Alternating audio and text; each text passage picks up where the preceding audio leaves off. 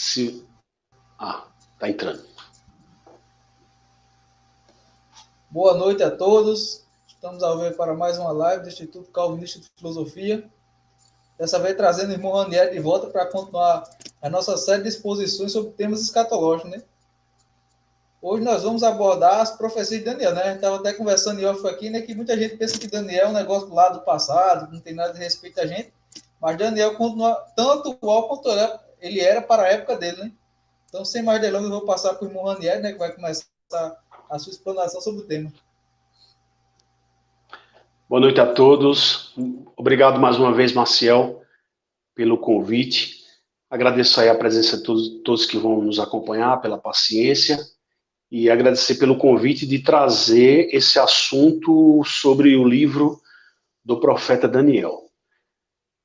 O profeta Daniel é um grande desafio, né? Um livro que traz um grande desafio para quem estuda, para os estudantes. E nós temos um livro bem complexo, um livro que tem um contexto histórico fantástico para a gente destrinchar um pouco. A gente vai ver um pouco sobre o autor, né?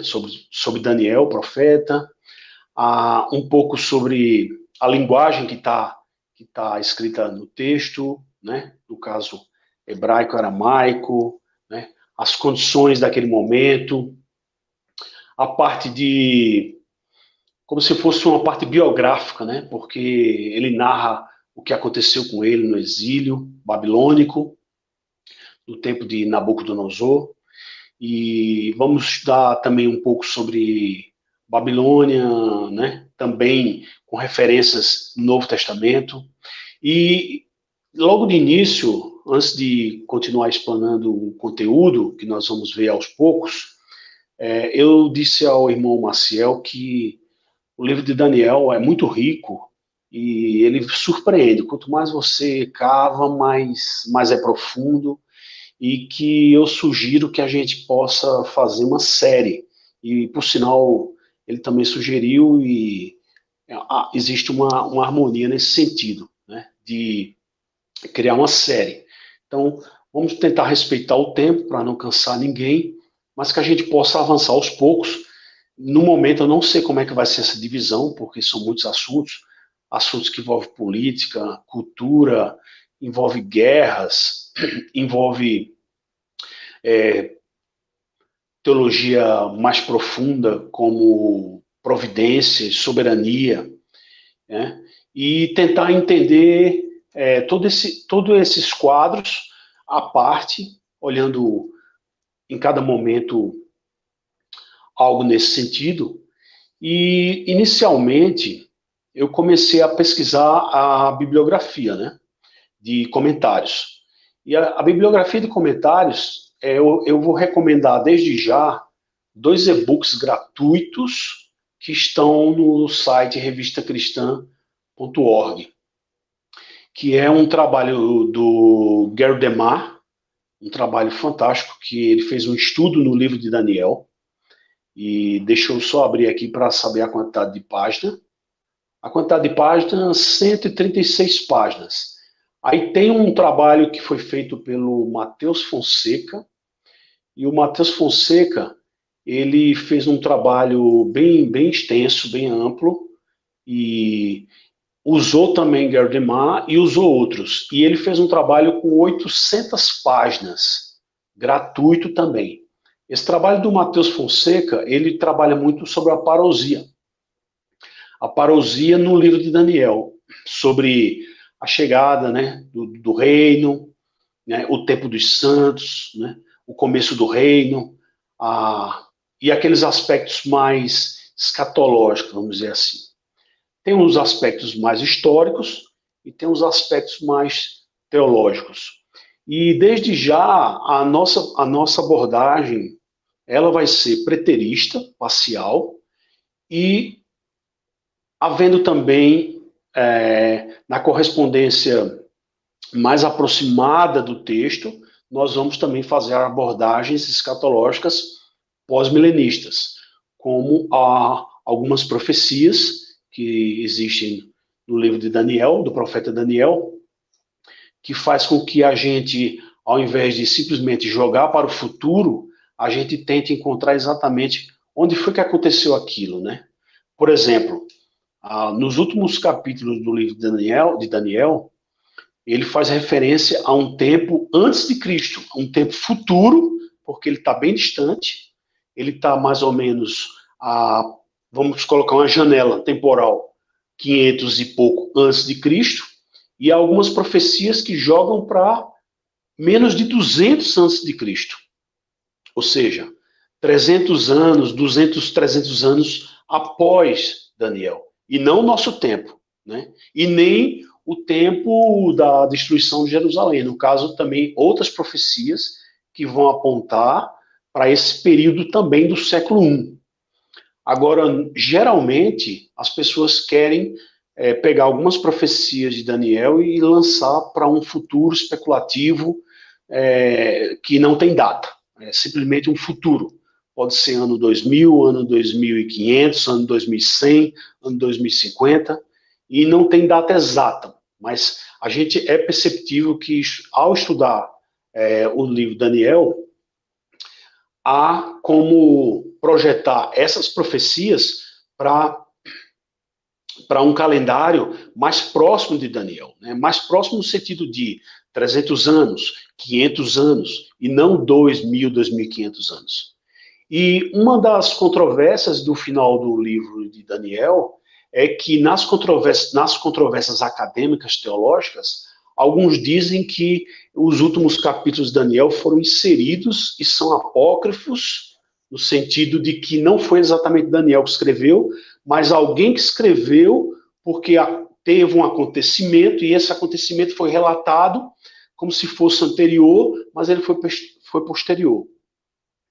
E nesse sentido, isso seria uma falsificação, né? Você achar que alguém colocou algo no livro que aconteceu com uma certa exatidão, porque o relato histórico já passou, então só houve um relato histórico, mas com projeção futura. Isso seria uma falsificação. Mas isso é um assunto para se discutir lá na frente, só para que vocês entendam um pouco da dificuldade de estudar livros de profecia, né? E Daniel vai falar sobre animais simbólicos, vai interpretar o sonho de Nabucodonosor, né, sobre os reinos, sobre um reino que destrói todos os reinos, vai falar sobre profecias futuras que se aplicam à destruição de Jerusalém. Então, assim, só para que vocês percebam um pouco do caminho que temos a percorrer, mas estudando essas bibliografias, né, essa referência bibliográfica tipo Gardemar, o estudo que o Matheus Fonseca fez, nós temos um livro bem pastoral de Hernandes Dias Lopes, que é Daniel, o Homem Amado no Céu. É interessante olhar por essa perspectiva pastoral também. E também não podemos esquecer um clássico da teologia reformada, que é o comentário de João Calvino, né, do século XVI, no livro profético de Daniel. E, por sinal, foi traduzido aqui para o Brasil no ano 2000. Veja que nós ainda estamos engateando em muito estudo teológico, né? Porque, veja, os seminários não tinham acesso a esse conteúdo, ou tinham acesso em inglês, né? Em inglês, realmente o texto em inglês traduzido do latim, traduzido do francês, ele é um texto antigo, mas para chegar aqui no Brasil, chegou no ano 2000. Do ano 2000 para cá, temos 22 anos. Nós estamos em 2022, temos 22 anos. Então, 22 anos para a teologia, principalmente para a produção teológica histórica, reformada, ou dentro do próprio cristianismo, 20 anos, 2 décadas, não significa quase nada. Então, assim, nesses comentários, eu queria abrir um parênteses inicial, falando um pouco da reforma, que quando a gente lembra da reforma protestante do século XVI, a gente lembra imediatamente do aspecto de produção de confissão de fé e de catecismos. Mas a gente esquece que uma das maiores produções teológicas da época da Reforma foram decorrentes de comentários e de sermões e preleções. As sermões e preleções têm uma certa diferença, né? Os sermões eram aplicados em culto e as preleções podiam ser num seminário, podia ser em estudos mesmo. Então, esse estudo de Daniel, do profeta Daniel, realizado por João Calvino, ele desenvolveu preleções e ele tinha um pessoal bem preparado em sua audiência para fazer anotações. E essas anotações, né, uma época que não existia gravação digital, né, como nós temos hoje, a facilidade de vídeo e áudio, essas preleções eram anotadas e rapidamente eram transformadas em textos e compartilhadas de forma impressa. E essa é a herança que nós temos da Reforma. E eu abri esse parênteses para destacar a importância disso, para que a gente entenda, né, que nós temos... Desculpa. Esse parênteses para destacar. Desculpa, saiu um áudio aqui. Então, assim, só para lembrar o seguinte, eu fiquei surpreso quando eu comecei a reler o comentário de Daniel, que assim, quem tem comentário na estante, né, hoje você tem mais comentário digital do que em estante, mas quem tinha um comentário impresso na estante, muitas vezes você vai pregar num texto, por exemplo, capítulo 3, o capítulo 7, o capítulo 2 de Daniel, e geralmente você já pega os comentários e vai direto naquele capítulo e fica fazendo comparações com outros comentários. Isso é o que grande parte dos comentaristas, de quem vai pregar, ou de quem vai ensinar, faz isso, né? E muitas vezes passa despercebido, por exemplo, o prefácio. Tem gente que não deixa escapar nada, né? Aquela coisa de estudante de hebraico que não deixa nem passar um cocôzinho de mosca. Ele percebe que ali aconteceu um sinal vocálico, alguma coisa diferente. Mas, por exemplo, muita gente deixa passar despercebido um prefácio. Aí tem um prefácio, a versão brasileira, que foi escrita pelo tradutor, né, o Valdir Graciano Martins, no ano 2000. É um prefácio muito interessante e ele faz uma aplicação do livro de Daniel, né, dizendo que Deus, por sua providência e soberania, traz provações ao seu povo, assim como trouxe na história em vários períodos, e que essa provação é para uma maior glória do seu nome e para o fortalecimento da igreja. Isso é básico do básico. Isso é bem interessante. Aí tem um prefácio geral, que foi do autor inglês, ou seja, do tradutor inglês, né? Os editores gerais, no caso, em Edimburgo, editores gerais, Rutherford House. Aí tem o prefácio à versão inglesa, vale a pena ler, não vou gastar o tempo de vocês aqui, mas assim, eu deixo a indicação que vocês procurem esse comentário, né, de Calvino. E o prefácio em inglês foi escrito por T.H.L. Parker, né? Não confunda com aquele J.I. Parker, aí sim T.H.L. Parker. É bem interessante. Aí a nota bibliográfica é interessante porque mostra mais ou menos como ele desenvolveu e por que ele deu tanta importância a estudar Daniel nesse período, nesse ponto, que nós vamos começar a falar um pouco também sobre datas, que é muito importante entender, né? Que essas preleções têm um sentido e eu vou usar elas como ilustração para que a gente possa depois entrar realmente no livro de Daniel. Em 1560, 1559, né, 1561, esse período mais ou menos, entre 1560 e 1559, mais especificamente falando, Calvino começou a pregar Daniel para estudantes, fazendo suas preleções, e aí a linguagem dos comentários sobre Daniel nas preleções a linguagem é um pouco diferente do que uma linguagem mais erudita, como ele fez com as institutas. Por quê? A linguagem das institutas foi uma linguagem que ele se debruçou e escreveu usando toda a sua mente abençoada. No sentido da preleção, além do material escrito, também tem aqueles momentos de certa liberdade, daquele momento das preleções. E a preleção, ela acaba ficando uma linguagem um pouco diferente, mas é interessante para a gente observar mais ou menos como se dava as preleções no século XVI. A gente sabe, a gente tem uma referência das preleções do século XX, agora recente, mas a gente não tem ideia como eram as preleções do século XVI. Né?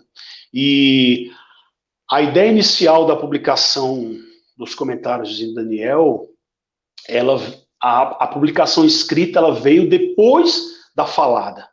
Tinha aquele pessoal que estava anotando tudo. Ele demorou mais ou menos quase um ano para terminar todos os comentários que ele queria explanar em preleção.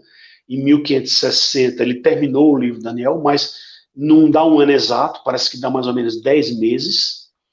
E quando foi em 1561, ele fez uma dedicatória. E essa dedicatória realmente ali é o teólogo reformador Calvino se debruçando mais uma vez e escrevendo. E ali ele escreveu para um livro mesmo, como a gente tem em mãos.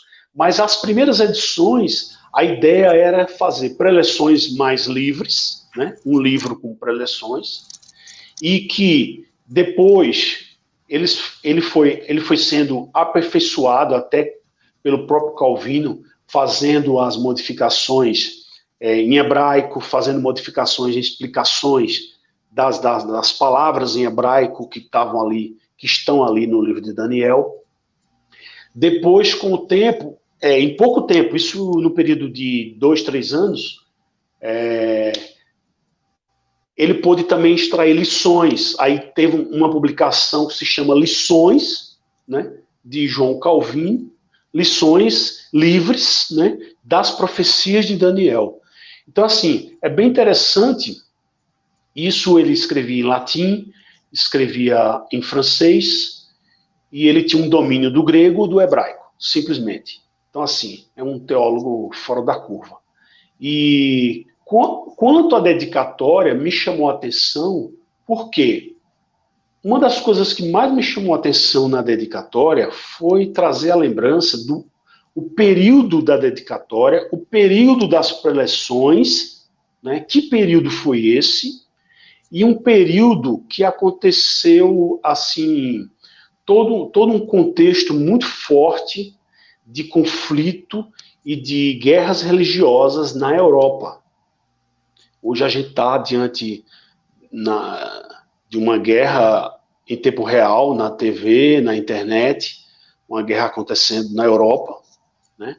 A Rússia invadiu a Ucrânia, e mais ou menos é como se fosse um conflito bélico, né? Um conflito misturado com o religioso, e que envolvia muitos outros países da Europa, não só 2, mas muitos mais países, e que foi exatamente o contexto de Calvino, que era francês, para quem não conhece, fazendo aqui um breve panorama.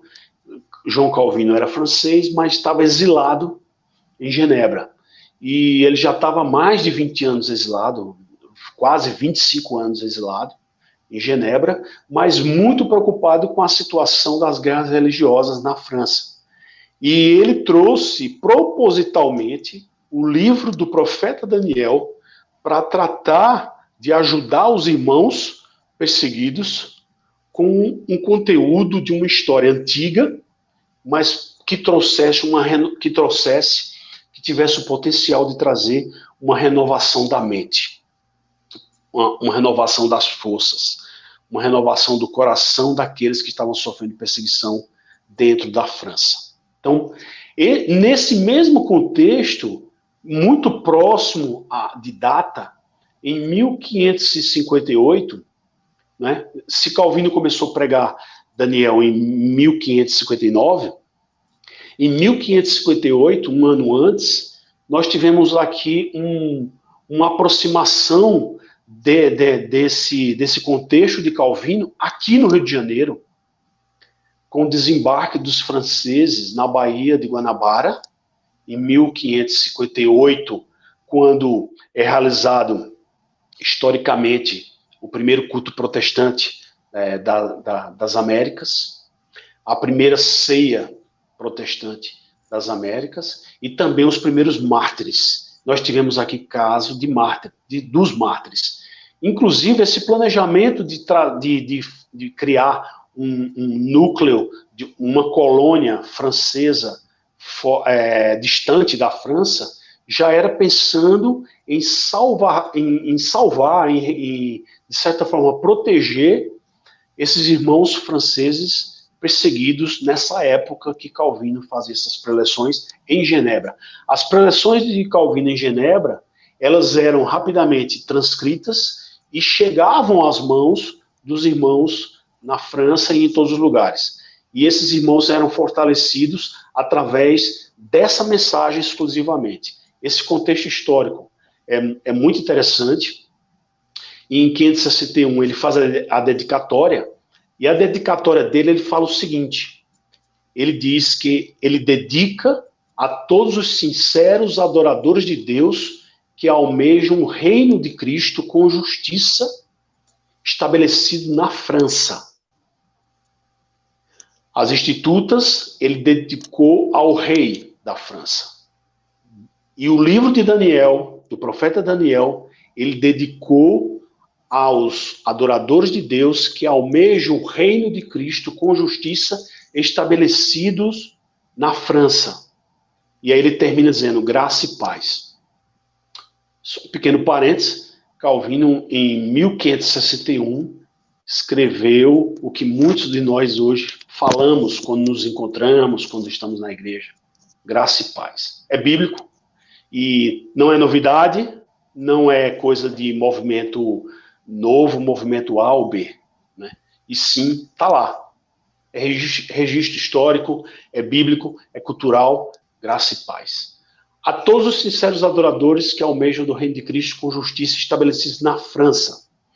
Aí aqui me permita hoje abrir com essa dedicatória, porque essa aplicação, ela vai trazer, a dedicatória ela vai trazer uma edificação para nós que estamos fazendo esse estudo em Daniel, do reconhecimento da soberania de Deus, da providência, do juízo de Deus, o juízo de Deus que cai sobre nações, o juízo de Deus que cai sobre a história, para a glória de Deus, para o bem da igreja.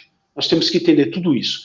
Na dedicatória de Calvino, que vai ser nossa abertura hoje, eu vou tentar estabelecer um tempo aqui de fechar, e a gente pode continuar, para que a gente tenha condições de caminhar nessa série, de modo que os irmãos tirem o maior proveito. Nessa dedicatória de 1561, ele diz: em você temos uma pátria em comum, uma nação cuja beleza atrai tantos estrangeiros de terras distantes.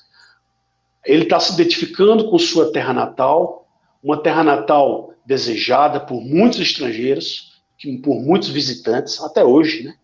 Paris, França, é uma terra de turismo, de muitas passagens de estrangeiros, e ele começa exaltando, né, sua terra, e ele diz: eu tenho estado longe dela por 26 anos, e eu não me arrependo de ter ficado longe.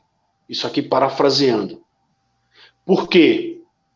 Ele diz: viver numa nação onde a verdade de Deus, a pura religião, a pregação da salvação foram banidas, nação da qual o reino de Cristo foi lançado fora, não seria agradável e nem desejável, sobre hipótese alguma, permanecer na França.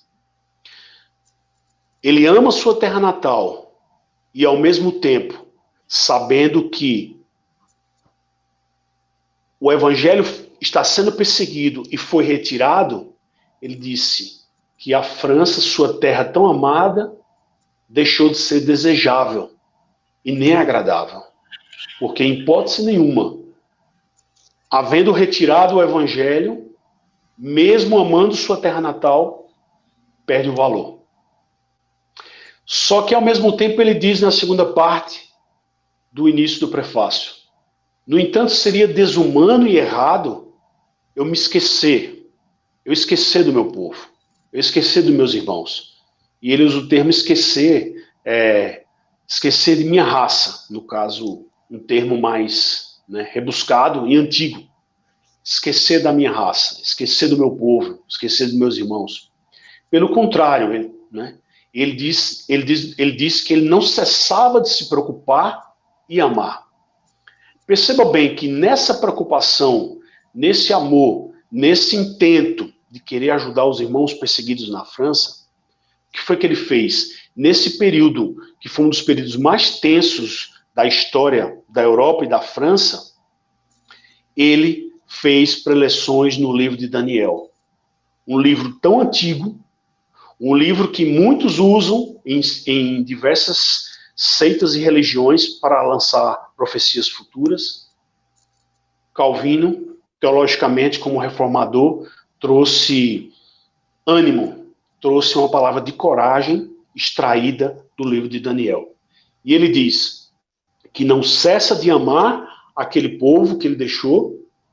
Pelo contrário, né, a reforma, quando começou a se espalhar pela Europa, a partir de Lutero, em 1517, todo um processo de multiplicação e espalhamento da mensagem, na França teve a resistência, teve um conflito maior entre católicos e protestantes. Mesmo nesse conflito, a igreja se multiplicava de uma forma extraordinária, mesmo sendo perseguida. E Calvino de Genebra tinha essa preocupação e trouxe o livro do profeta Daniel para o seu povo amado. Penso, ele diz, que tenho dado claras provas de que meu afeto, meu desejo de ajudar meus compatriotas são sinceros. Pode ser que na minha ausência, pode ser que ao me afastar, isso tenha sido vantajoso para os meus estudos e para eles. Por quê? Aqueles irmãos perseguidos poderiam receber um material que, se Calvino tivesse na França sendo perseguido, ele não teria condições de produzir o que ele produziu em Genebra. E aqui vale ressaltar que na guerra de narrativas e acusatórias, né, de detratores católicos e outros detratores, sempre existiu isso na história, certo? Tanto os protestantes, ao narrar uma história, um acontecimento de um conflito entre protestantes e católicos, há uma versão, do mesmo jeito que os católicos também desenvolveram suas versões.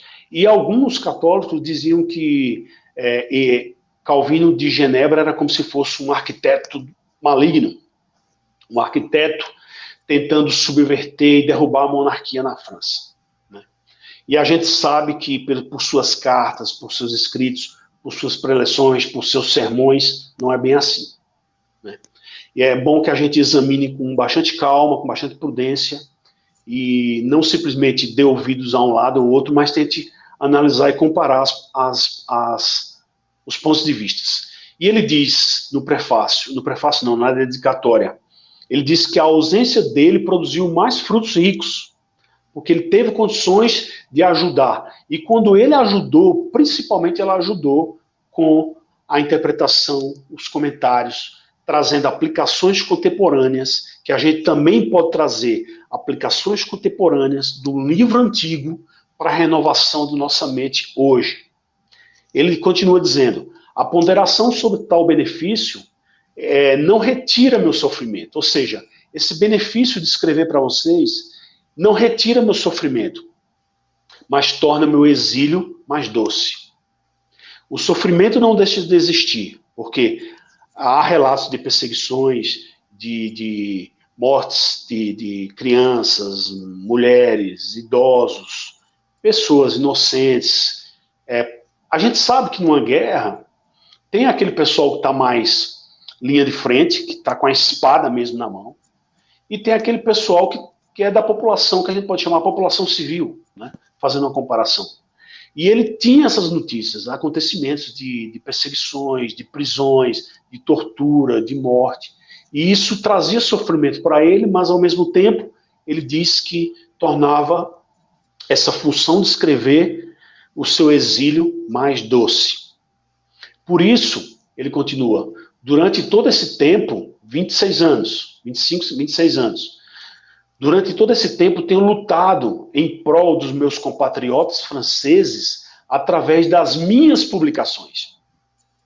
E aqui eu peço permissão aos irmãos, até para a gente trazer uma aplicação contemporânea desse fato, né, histórico, é uma redundância, fato histórico, mas desse fato de que uma das melhores funções que Calvino teve para querer ajudar os seus compatriotas foi publicando, escrevendo.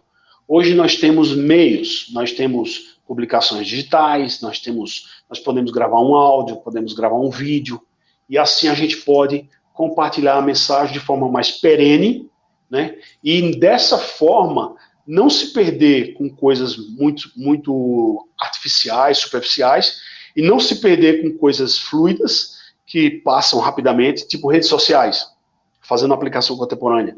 Que a gente não perca tanto tempo em produzir conteúdo de qualidade, que a gente possa ajudar de fato a igreja, para o bem da igreja e para a glória de Deus, que a gente se preocupe, talvez, em formar coletânea, se for usar rede social, talvez textos e mais textos, você juntando, dá uma coletânea, dá um livro. E deixa o seu registro, ou em áudio, ou em vídeo, isso é uma aplicação desde já. Ele se preocupou dizendo, em prol dos meus compatriotas que estavam passando uma situação terrível, que incomparavelmente nós estamos numa situação totalmente diferente, livres, e apesar de certas ameaças culturais, mas estamos numa situação bem livre, podemos dizer assim. E ele dizia, particularmente, eu não cessei de animar aqueles enfraquecidos, aqueles desanimados, aqueles desencorajados, aqueles mais, ele até usou a palavra pusilânime, né? Aqueles mais relaxados, aqueles mais despreocupados, aqueles mais preguiçosos. Não deixei de exortar, né? Não deixei de exortar a perseverança. E ele disse que, ao fazer isso, ele usou exatamente, além dos outros comentários e sermões, e a própria Institutas, né? Ele usou o comentário, especialmente nesse período de grande perseguição que precedeu as guerras civis religiosas na França. Foram guerras que duraram mais de 30 anos e há todo um ciclo de mais de 8 guerras sucessivas, guerras religiosas, que só foi parar quando houve um documento sobre tolerância lá na frente, que depois a gente vai ver um pouco. Mas veja, o interessante até agora, nós estamos com 30 minutos, é que observar um pouco qual foi o cuidado que Calvino teve ao querer trazer esse livro que nós pretendemos iniciar. E nós pretendemos fazer uma série e seguir também seus comentários, além dos comentários que eu já citei. É interessante que ele diz o seguinte, é uma excelente oportunidade que por Deus foi concedido. Divinamente foi concedido. Essa oportunidade da providência, da soberania de Deus, de protegê-lo para que ele pudesse produzir. Essas publicações, no caso, fazendo a dedicatória do livro de Daniel, essa publicação, nas quais Calvino interpretou as profecias de Daniel, e ele diz, nas quais interpretei as profecias de Daniel, resultou que pude mostrar convenientemente, amados irmãos, como no espelho, que nessa era, quando Deus desejou provar a fé do seu povo, através de vários assaltos, no sentido de assaltos do inimigo, assaltos da oposição, em sua sabedoria maravilhosa, no caso, na providência, na soberania maravilhosa, na sabedoria maravilhosa de Deus, cuidou de sustentar a mente de muitos que iriam ver esse estudo, muitos que iriam meditar nesse estudo, com esses velhos exemplos das profecias antigas. Para quê? Para que nunca se desviem, para que perseverem, para que não sejam quebrados, porque a perseguição era grande. A gente vai ver um pouco sobre essa perseguição. Violentas chuvas e tempestades, ele usando aqui uma ilustração, né, para falar sobre perseguição, sobre guerra, sobre tortura, sobre morte. Violentas chuvas e tempestades, para que não titubeiem, para que não caiam, para que não tropecem, para que não balancem, para que mantenham uma linha reta, para que perseverem. Porque, apesar da corrida, apesar dessa pista de corrida, usando a analogia de atletismo, apesar dessa pista de corrida ter tantos obstáculos, ao considerar a interpretação do livro, no caso, as profecias de Daniel, o conteúdo que ele se esforçou para trazer, debaixo de oração e piedade, é útil para guiar o corredor que está disposto, que tem energia, desde o ponto de saída até o ponto de chegada. Interessante que quando a gente olha para o livro de Daniel, um dos contextos históricos do livro de Daniel é que Daniel começou a escrever o livro jovem e terminou o livro escrevendo sendo idoso. E que houve um período de 70 anos de cativeiro. E nesse período, Daniel abrange pré-exílio, exílio e pós-exílio. Todo esse contexto, toda essa sabedoria, todas essas velhas histórias, toda essa vereda antiga serve até hoje, de forma... Se serviu para a Europa do século XVI, para as guerras religiosas, vai servir muito mais para a gente hoje em qualquer situação. E ele continua na dedicatória dizendo: vem a triste história, porém proveitosa, de Daniel. Ele considera que a história de Daniel, de fato, ela tem um início triste, né? Mas as profecias trazem esperança. Mas houve todo um exílio é uma coisa terrível, né? De você arrancar as pessoas de um país e jogar num país estrangeiro, com outra língua, com outra cultura, e tem que baixar a cabeça e são escravos. Foram levados para o exílio, assim como o João Calvino estava no exílio. Interessante que nesse mesmo contexto, nesse mesmo contexto histórico de Calvino, não de Daniel, nós temos aqui no Rio de Janeiro a história dos mártires. Que eles vieram com a pretensão de instalar uma colônia francesa, apesar das justificativas e dos propósitos comerciais, globais, que existiam na época de imperialismo e colonialismo. Ali no meio também havia um grupo de missionários cristãos que tinham intenção de levar o evangelho para um lugar mais distante. E quando eles chegaram aqui, se decepcionaram com as intrigas que aconteceram nesse período, nesse breve período de 1558 na Baía do Guanabara, por causa da liderança de Villagnon, que não é o caso que eu vou citar aqui ele hoje, mas que por conta de um mau líder, alguns pagaram com a própria vida, né? E essas pessoas que vieram aqui para o Brasil, elas tinham esse conhecimento, né, da reforma, o conhecimento da providência, o conhecimento da soberania. Os irmãos franceses que deixaram para trás, os franceses que vieram para cá, deixaram irmãos na França perseguidos. Esse contexto é muito próximo, é coisa de meses e anos próximo do que Calvino está escrevendo aqui. E ele diz que quando ele olha para a história de Daniel e vê aquela história de exílio, que os amigos de Daniel e Daniel foram levados para o exílio, e o reino, né, o reino, no caso, o reino de Deus para os judeus, e o sacerdócio, de certa forma, continuou ainda funcionando, mais uma parte exilada, e depois teve uma nova leva, teve um novo movimento de invasão e de mais exílio para os judeus. Foi uma sequência de cativeiro, não foi simplesmente um momento só, né? E esse momento dos israelitas irem para a Babilônia, mais ou menos por volta de 500, arredondando, 500 anos, né? 560 anos, mais ou menos, para ser mais exato. Esse período foram períodos que o poderio babilônico, na figura do rei Nabucodonosor, que era o grande imperador do mundo daquela época, ele fazia o que queria com todas as regiões, e ele, entrando naquela região de Judá, ao sul de Israel, levou jovens cativos. Aqui a gente já está entrando no contexto de Daniel.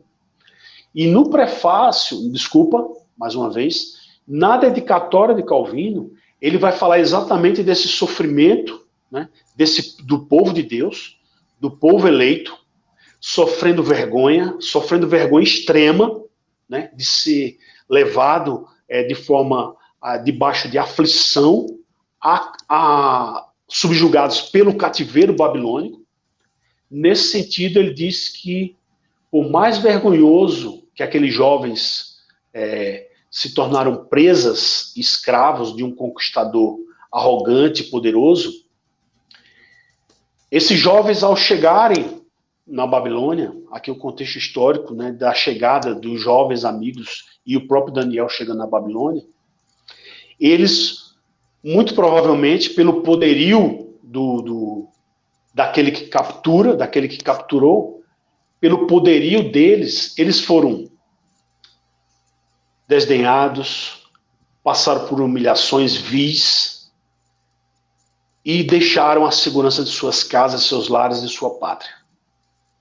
Estavam totalmente à mercê daquele poderio que não dava satisfação a ninguém, não existia nenhum movimento que pudesse, nenhum movimento global, nenhum poder que pudesse barrar esse acontecimento. E esses jovens, apesar da revelação do próprio livro e também do profeta Jeremias, em falar que Deus exerceu seu juízo sobre um Israel desobediente, como muitas vezes na história, pela desobediência do seu povo, Deus traz juízo. Esses jovens, de certa forma, nós podemos dizer que eles eram inocentes. Por que nós podemos dizer que eles eram inocentes e pagaram pelo preço de sua nação?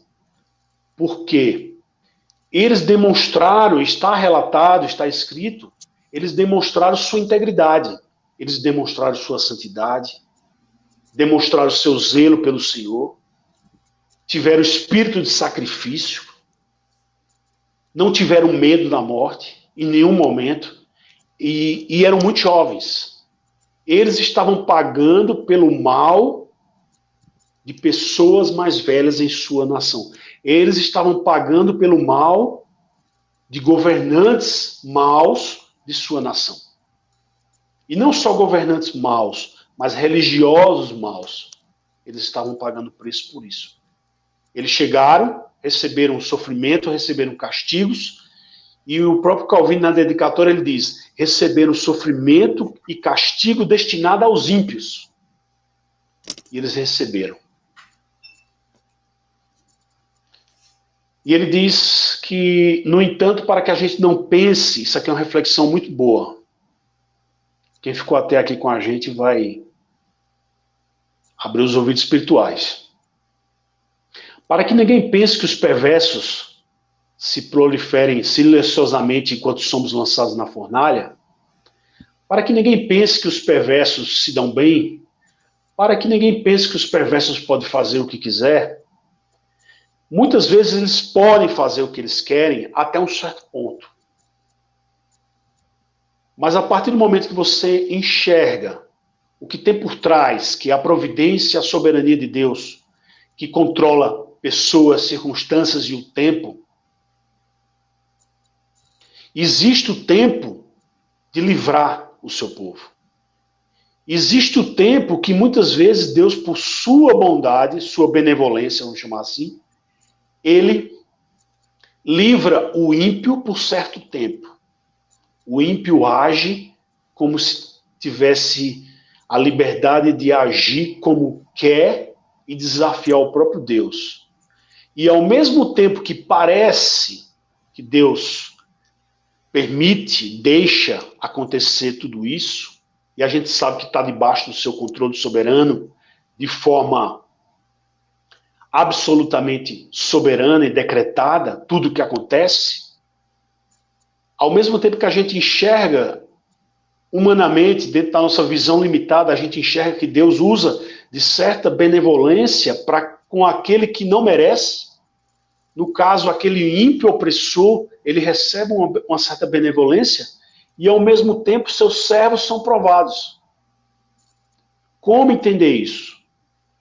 E como jovens, bem jovens, no caso Daniel e seus amigos, como eles entenderam isso? Como eles questionaram Deus em suas orações e suas meditações? Eles podem ter questionado de que como Deus pode deixar que uma nação opressora, uma potência, Nabucodonosor em todo o seu poderio e impiedade, subjugasse seu povo eleito e ao mesmo tempo os seus servos estavam sendo esmagados. Porque eles poderiam ter pensado nisso.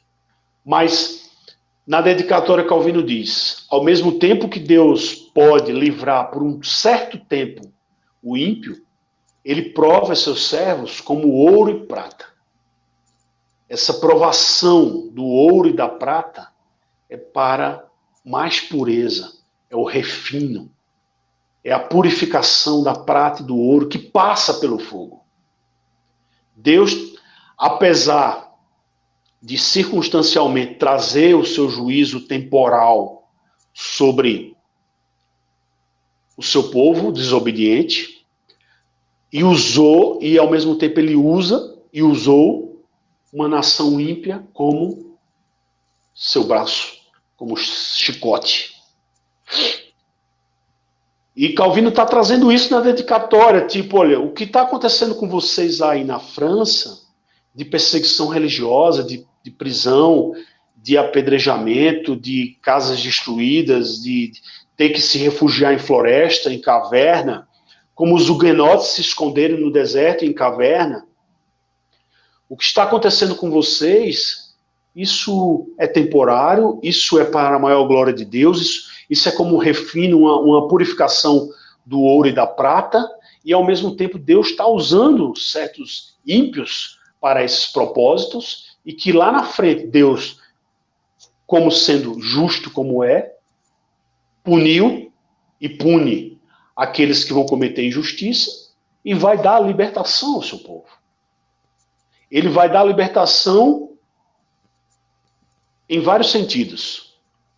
Pode ser uma libertação, como aconteceu no livro de Daniel, uma libertação na cova dos leões, uma libertação sobrenatural, uma libertação que aconteceu um milagre, assim como na fornalha ardente, que aqueles jovens estavam dentro da fornalha e eles não se queimaram, como um ato, uma ação sobrenatural de milagre, mas também pode acontecer como aconteceu na Baía de Guanabara, que aquelas pessoas foram mortas.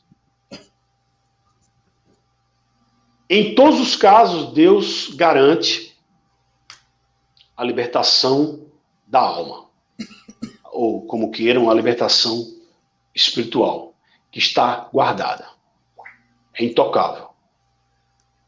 E que essa libertação sobrenatural física acontece durante a história e muitas vezes não acontece. Acontece o martírio. Mas Deus continua sendo Deus e tem seus propósitos maravilhosos, sua soberania, sua providência, e sempre tem em mente a maior glória. Aí, João Calvino, na dedicatória, trazendo uma exortação e uma palavra de consolo para os seus irmãos franceses, ele diz, olha, tem hora que parece que Deus livra mais o ímpio e prova seus servos. Mas tem um propósito. E o coração pastoral de Calvino, ele diz, há exemplo que ilustra a sabedoria de maturidade e de temperança notável. A maturidade, a gente está se referindo ao livro de Daniel. Daniel era muito jovem no começo do livro, no começo das suas provações como no cativeiro babilônico, e os amigos de Daniel também jovens. Mas mesmo jovens, e mesmo você, jovem, que está escutando esse estudo, é possível, pela fé, pela palavra, pelo Espírito Santo, buscar maturidade e temperança, uma temperança notável. Né? Precisamos disso. Jovens tementes a Deus, como diz a própria dedicatória, jovens tementes a Deus, Calvino se referindo aos jovens amigos de Daniel e o próprio Daniel, jovens tementes a Deus, tenros em idade, provados por tentações. E aqui ele entra, que tem lá nos textos, que ainda nós vamos ver em outro momento, textos que aqueles jovens sofreram terríveis tentações. Por quê? Estrategicamente, Nabucodonosor trouxe esses jovens e ofereceu o que tinha de melhor em seu palácio. Ora, se você é muito jovem, se você vai para um país estrangeiro, subjugado por um rei muito poderoso, e ele te oferece as melhores condições, né, materiais, físicas, né, em termos de circunstâncias agradáveis, como seria a sua reação? Diria, ok, tudo bem, estamos sendo bem tratados, vamos aderir à sua cultura, vamos ajudá-lo no que ele precisar. E a estratégia de Nabucodonosor foi fazer tipo um garimpo, né? Ele filtrou o que tinha de melhor na elite da cultura judaica da época, e os textos proféticos, textos bíblicos vão dizer que eles eram de linhagem nobres, Daniel era de linhagem nobre, e nesse sentido ele disse, farei uma transformação cultural, lenta, progressiva, darei o melhor para esses jovens, e esses jovens vão me servir de forma nobre e eu só terei lucro com esses jovens. Então, não só houve, porque a perseguição, as provações aconteceram depois da chegada, mas na chegada, ofereceram o que tinha de melhor para eles. No momento, eles estavam no alto, né, do luxo do palácio, em outro momento estavam em situações bem complicadas, a ponto de sacrificar suas próprias vidas. E essas provações foram variadas e aconteceram na vida de jovens, não eram pessoas maduras. Eles receberam maturidade através do conhecimento e do Espírito Santo. E se fosse de outra forma, eles não teriam resistido, porque eles sofreram tentações e provações. Tanto que na dedicatória Calvino diz que é uma nobreza heróica. Eles tiveram uma nobreza heróica mental, que ele diz. Eles foram sóbrios, isso é uma palavra maravilhosa para a gente, para que a gente busque cada vez mais ser sóbrios, no sentido de buscar a intimidade com Deus, através de sua palavra, através do poder do Espírito Santo, para que a gente busque a sobriedade, para que a gente fique acima das delícias do palácio de Nabucodonosor. para que a gente possa ficar acima das delícias postas diante dos olhos. E aqui na dedicatória ele diz, foram capazes, esses jovens foram capazes de se desfazer, desvencilhar-se das armadilhas do diabo. Quando perceberam que estavam sendo enganados, eles perceberam, eles tiveram astúcia. Eles tiveram prudência e tiveram astúcia. Aqueles jovens tiveram a astúcia de saber que estavam sendo enganados. E eles estavam sendo enganados para que eles fossem levados a abandonar o sincero louvor devido a Deus. Essa era a ideia. Era afastá-los da crença religiosa original deles, fazer com que eles pudessem negar o Senhor, e ao negar o Senhor, eles estariam desonrando aqueles que eles tinham conhecimento e intimidade, e trocariam o Senhor pelos luxos do palácio. E não se submetendo ao regime inicial de Nabucodonosor, e com as armadilhas dos inimigos tentando derrubar esses jovens nobres, eles chegaram numa situação de serem ameaçados de morte. Eles foram ameaçados de morte. Então eles passaram por ameaças, passaram por perseguições, foram jogados em fornalhas, Daniel, no caso, foi jogado em caverna, sofreu todo tipo de humilhação por estar numa terra estrangeira, e mesmo assim eles permaneceram fiéis. E aqui, indo para o final, por causa do nosso tempo, ainda na dedicatória, eu espero que eu esteja contribuindo de alguma forma e parafraseando essa dedicatória, contextualizando aquele momento de perseguição na França, uma perseguição aos irmãos protestantes franceses e, ao mesmo tempo, lembrando dessa velha história do profeta Daniel. Calvino diz, ainda há um contexto mais feroz e amedrontador que abriga um exemplo de perseverança. Veja, há um exemplo ainda mais que causa medo, mas que traz perseverança. Os amigos de Daniel, eles não foram intimidados. Tanto Daniel, eles não foram intimidados. Eles não se corromperam. E eles não adoraram os deuses, ou no caso, a estátua do imperador.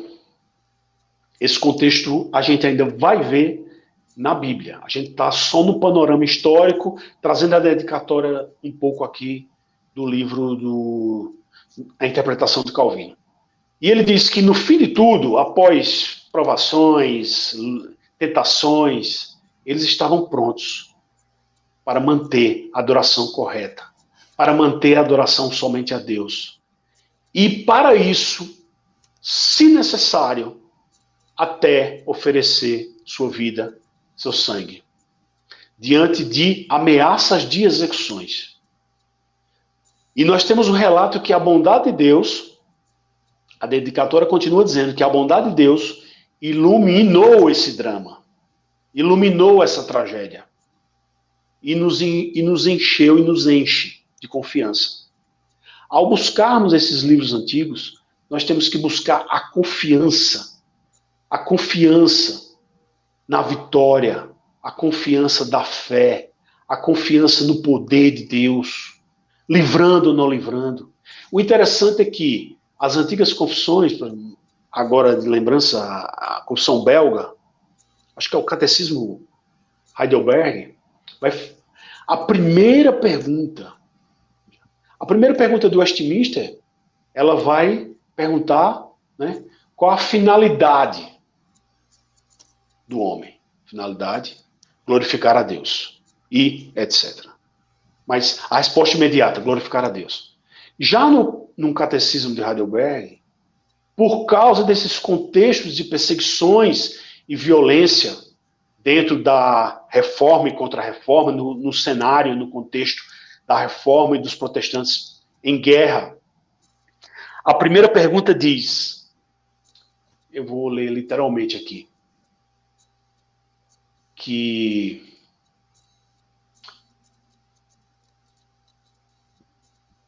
para que eu não fale outra coisa. A pergunta número 1 do Catecismo de Heidelberg, de 1563. Percebam a data. 1563 é o contexto da perseguição. E o Catecismo de Heidelberg vai dizer, na primeira pergunta, a pergunta mais importante que tem, a primeira, qual o único fundamento, ou outros traduzem como consolo, na vida e na morte? Perceba que o contexto histórico de perseguição fez com que na produção teológica se buscasse uma resposta importante, uma resposta inicial a uma pergunta: qual é o fundamento na vida e na morte? Meu único fundamento é meu fiel Salvador Jesus Cristo. A Ele pertenço em corpo e alma, na vida e na morte. Não pertenço a mim mesmo. Aí depois continua. Mas perceba que esse contexto de perseguição fazia com que muitos tivessem isso em seus corações. Qual é o fundamento? Qual é o seu único fundamento na vida e na morte? É Cristo. De corpo e alma, na vida e na morte. Ou vivo ou morto. É de Cristo. E aí 1 Coríntios 3 vai dizer exatamente isso. E também Romanos 14 vai falar exatamente que nós pertencemos a Cristo na vida e na ressurreição, na vida e na morte. Então, nesse sentido, quando a gente observa o texto da dedicatória, a gente percebe que esse era o sentimento, essa era a exortação. E Calvino foi buscar essa exortação, essa confiança, essa transmissão de confiança e de fé no livro de Daniel. Competição e vitória, mais ou menos parecidas, são também registradas no livro de Daniel. É o que ele está dizendo. É como se ele estivesse dizendo, vocês estão sofrendo perseguições? Esse contexto de conflito, mas também de esperança e de vitória, estão registrados no livro de Daniel. Daniel preferiu enfrentar leões ferozes do que renunciar à confissão pública de fé. Já que ele foi proibido, ele disse, eu vou para a cova dos leões. E Deus deu o livramento. Mas mesmo que Deus não tivesse dado, o sentimento é esse, na vida e na morte. Eles foram com o espírito de sacrifício. Não é que eles foram já sabendo que iam ser livres. Eles foram já no espírito de sacrifício. Assim como os mártires da Guanabara foram no espírito de sacrifício e, de fato, deram suas vidas. Daniel podia ter fingido, falar, adorar o imperador, a estátua. Ele podia ter dado um jeitinho de escapar. Ele poderia ter aceitado as zombarias que poderiam ser decorrentes de sua negação, mas ele foi firme e foi salvo de forma maravilhosa da cova dos leões. E esse texto de ser salvo da boca do leão, da boca da morte, numa caverna, tem um sentido simbólico, um sentido espiritual, de que ao sair dessa caverna, ao sair da morte iminente, é como se ele estivesse saindo da sepultura, triunfando sobre os inimigos, triunfando sobre as legiões, triunfando sobre Satanás. Nós lembramos o quê? Da ressurreição, do sacrifício de Cristo e da sua ressurreição, vencendo, despojando os seus inimigos.